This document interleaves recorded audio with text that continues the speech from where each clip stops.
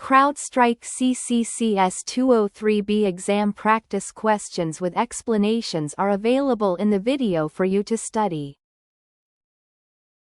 What is a key benefit of deploying the Falcon Kubernetes sensor in cloud-managed Kubernetes environments? A. It requires direct kernel module installation on every cluster node. B. It operates without relying on node-level kernel agents. C. It is limited to scanning container registries only. D. It functions exclusively in on-premises Kubernetes clusters. The answer is B. The Falcon Kubernetes sensor is designed to run as a privileged container rather than a traditional kernel-level agent. This architecture is especially valuable in managed Kubernetes services where administrators cannot modify the host kernel. By avoiding kernel dependencies, deployment becomes simpler and more compatible with services such as EKS, GKE, and AKS. This approach also reduces operational friction while maintaining strong runtime visibility.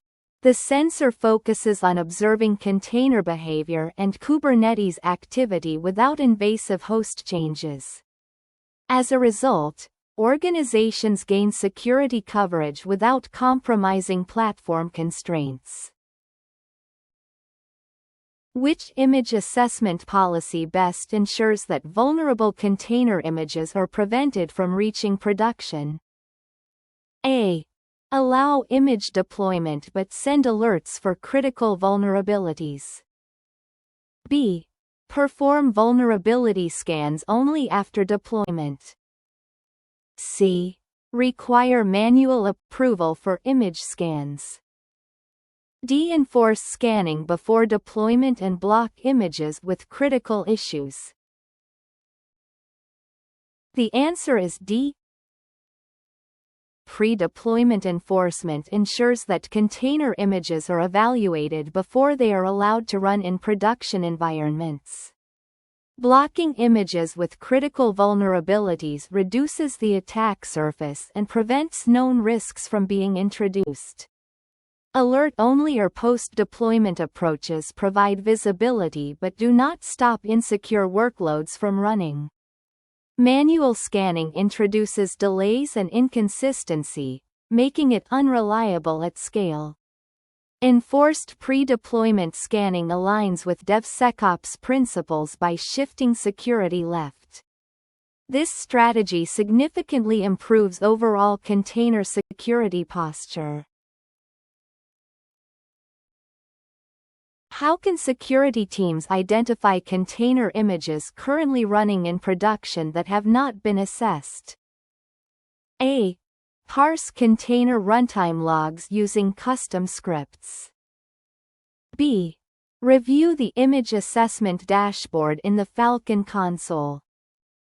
C. Enable automatic deletion of unscanned images. D. Configure runtime policies to block all unassessed images automatically. The answer is B. The image assessment dashboard provides centralized visibility into scanned and unscanned container images. It allows teams to quickly identify which images lack vulnerability assessments while still running in production.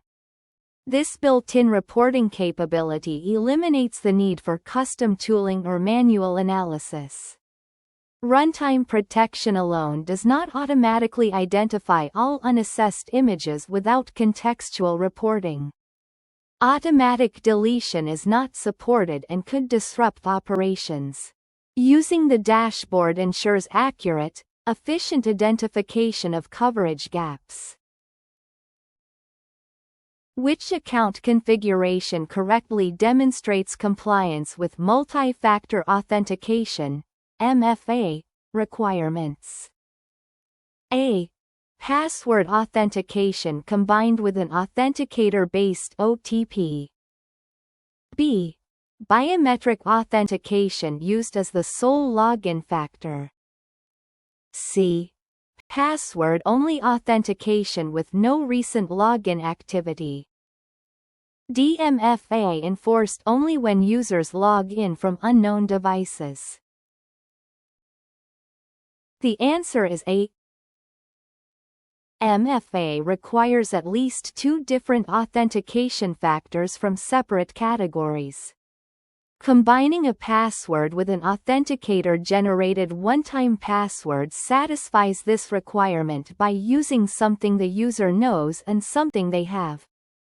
Biometric-only authentication does not qualify as MFA because it relies on a single factor type. Conditional enforcement weakens security by allowing bypass scenarios.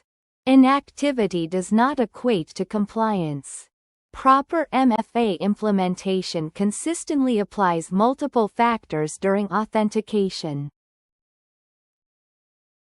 In Falcon Cloud Security, how are managed items best defined? A. Resources that have all security patches applied. B. Accounts or workloads directly integrated with Falcon controls. C. Assets that have completed vulnerability assessments. D. Systems monitored only through external third-party tools. The answer is B. Managed items are those that have a direct integration with the Falcon platform, such as installed agents or API-based connections.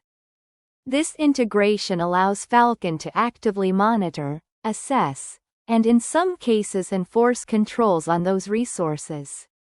Patch status or vulnerability findings do not define whether an item is managed.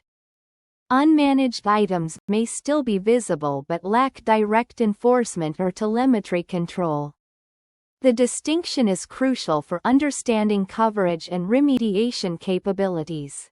Managed status reflects integration depth rather than security posture alone. What is the first required step when registering a cloud account using CrowdStrike APIs? A. Assign full administrative privileges to the service account. B. Configure Cloud IAM policies before creating API credentials. C. Generate an API client ID in secret in the Falcon console. D. Enter cloud provider credentials directly into Falcon. The answer is C. API-based integrations require secure authentication between the Falcon platform and the cloud provider. Generating an API client ID in secret establishes this trust relationship. Without these credentials, Falcon cannot authenticate API calls or retrieve cloud telemetry. Assigning full administrative access violates least privilege principles and is unnecessary. IAM policies are configured after authentication details are available. Direct credential entry is not supported due to security best practices. A critical vulnerability is discovered in a container image package during assessment. What is the most effective remediation step? A. Deploy the image and monitor runtime behavior closely. B. Rebuild the image after updating the vulnerable package. C. Delete the image permanently and stop further analysis. D. Delay remediation until the next application release cycle. The answer is B. Updating the affected package directly addresses the root cause of the vulnerability. Rebuilding and rescanning the image ensures the issue has been resolved before deployment. Monitoring alone does not remove the vulnerability and leaves the system exposed. Permanent deletion may be unnecessary and disruptive when targeted remediation is sufficient. Delaying action on critical vulnerabilities increases exploitation risk. Timely package upgrades are a standard best practice in container security. Why is performing a dry run important before enabling an automated remediation workflow in production? A. It permanently applies changes to a limited set of resources. B. It bypasses permission checks during execution. C. It simulates remediation actions without making real changes. D. It generates compliance documentation automatically. The answer is C. A dry run allows teams to validate workflow logic without impacting live resources. It simulates actions to confirm correct targeting, permissions, and expected outcomes. This reduces the risk of unintended disruptions when enforcement is enabled. Dry runs do not bypass permission validation. They still verify access requirements. They also do not apply real changes or generate compliance reports by default. This step is essential for safe automation deployment. Which reporting configuration provides the greatest value when analyzing IOAs and IOMs? A. Using default report templates without customization. B. Grouping all findings into a single severity level. C. Applying dynamic time range filters for recent data. D. Disabling automated delivery notifications. The answer is C. Dynamic time range filters ensure that reports reflect the most recent threat activity. This enables timely detection of emerging patterns and rapid response. Static or outdated data reduces situational awareness and response effectiveness. Grouping all severities together removes prioritization context. Default templates may not align with operational needs. Timely, relevant data is critical for effective threat analysis. What must be completed to successfully register a cloud account in Falcon for monitoring? A. Install endpoint sensors on all virtual machines. B. Remove unused IAM roles before registration. C. Grant required permissions to the Falcon Cloud integration. D. Enable MFA for all cloud users. The answer is C. Falcon requires appropriate cloud permissions to access logs, configurations, and telemetry.